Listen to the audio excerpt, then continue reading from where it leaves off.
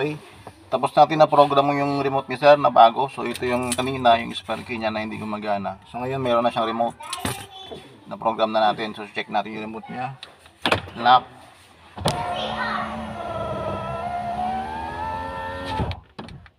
Unlock. Gumagana na, no? Lock. Unlock.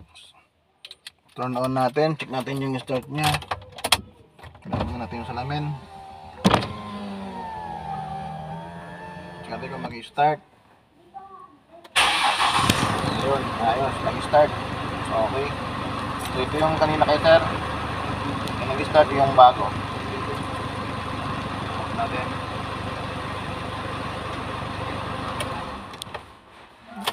Ito yung bago ngayon.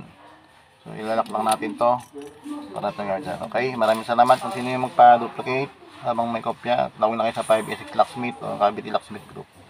Okay, salamat.